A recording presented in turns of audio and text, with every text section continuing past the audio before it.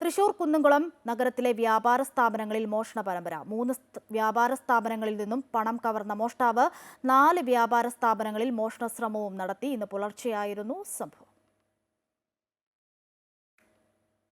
കുന്നംകുളം ഗുരുവായൂർ റോഡിലെ ഖാദി ഭവന് സമീപത്തെ വ്യാപാര സ്ഥാപനങ്ങളിലാണ് മോഷണവും മോഷണ ശ്രമവും നടന്നത്.